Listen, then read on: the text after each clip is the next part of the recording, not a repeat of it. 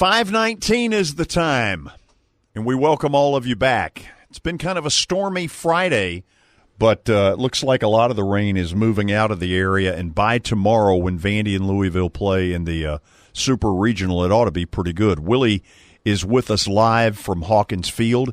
Jensen Lewis, former Vanderbilt pitcher and former Cleveland Indians right-hander, is with us in the studio.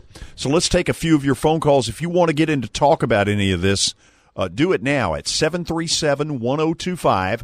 Again, 737-1025. If you're outside Nashville, Middle Tennessee, throw in the area code, which is 615. DJ in Nashville, you're up first.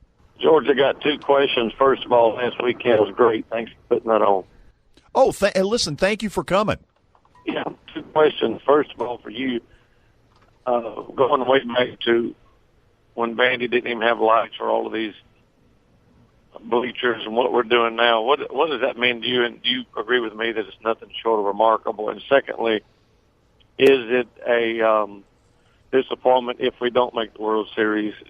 And I'll hang up and listen. Thank you. Yeah, they seem to have reached a point where it will be a disappointment, or it'll be a huge disappointment if they don't. Willie, you were there in a day and time where it was a totally different deal. The park was the worst in the league. You all at one point were not very good. I can remember back-to-back games of 9 errors a game. Who would have thought this was ever coming? George, I think I've told Jensen this story, but just to try to paint a picture, it's so interesting to tell the current guys what it was like. You don't want to be the Mr. when I was playing kind of guy. I know that annoys some people, but it is such a remarkable metamorphosis what's happened here. We had no lights. You had my freshman year, the first or the second SEC series I played in, we played against the eventual national champion Georgia Bulldogs. We ended up beating them 2 out of 3, but I was a freshman. George Plaster was doing the radio broadcast from the top of the third base dugout. No press box. Just a table, some chairs. I mean, you had to tape down your scorecard, I'm sure. If it rained, you were totally up the creek. And we had a hill in the outfield, so no warning track, but a warning hill. You had barbed wire around the fence. So if you could leap up, you would have to deal with barbed wire. At Wrigley Field, they have the basket. It was a very similar type of thing, except there was barbed wire around it. Why they put that up, I have no idea. But it is so different in where it's coming. It was almost unimaginable that you could come this far, this quick, in basically a 10-year period.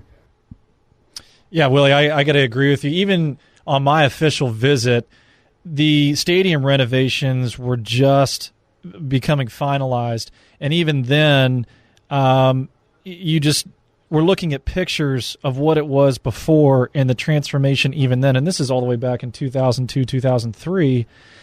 And I got to tell you, it was a huge recruiting tool for me because not only was I going to have a chance to play in the best conference in college baseball, but now you saw the commitment to the program. And you got to give Roy Mewburn a lot of credit. He spearheaded this, and Tim Corbin obviously has taken it and run with it. But I think for guys that are coming in now, if they knew what it was like and how this has just come so far in the last decade, they'd be flabbergasted. And they deserve all of this, but I think there's a respect amongst all those players that they know where we came from, they know who built the foundation for this, and now they want to take it to new heights. Now let's go Ross in Bellevue. Ross, welcome into Sports Night at 5:23. Thanks, George. I just had a quick question. A Louisville transplant who is down here now will be actually going to the Reds Cardinals this weekend, but I was wondering if there is a Game 3 on Monday, will there be season ticket, single-game ticket sales for that, or is it pretty much sold out? I'm going to let Willie start this. And, Ross, thank you for the call. Hope you enjoy Cincinnati. That's a great park to go see a game in. Balls fly out of there. You're going to have fun. I like it, too. Willie, what I've been told is that they sold this entire thing out, the infield seating, if you will. I got a crazy number, like in 15 minutes, and the entire stadium was sold out talking about the outfield seats sometime later that day. I don't look for this to be where a lot of tickets will be available, and part of the reason is Louisville's not that far. It's 2 hours, 35 minutes, if you will, and those folks view coming here as not only an easy trip, but a desirable trip, a fun trip.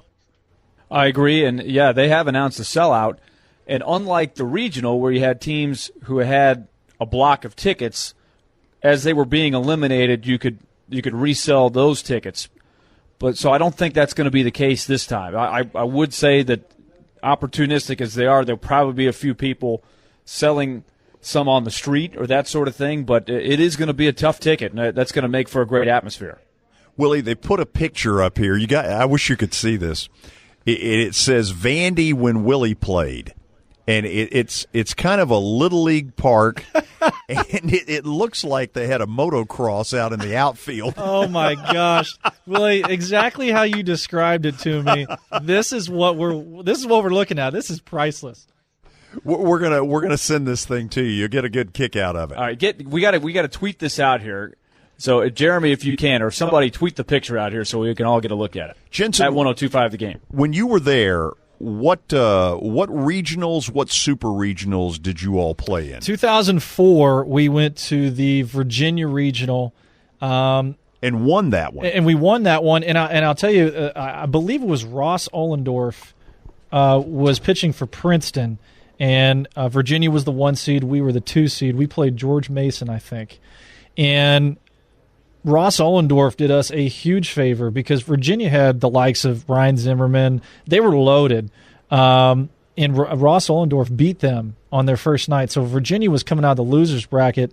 Jeremy Sowers had a fabulous outing against George Mason. And I will tell you this, Virginia in a lot of ways kind of emulated what we did at Vandy. They got to prominence probably a little bit quicker. However, that was an incredible regional.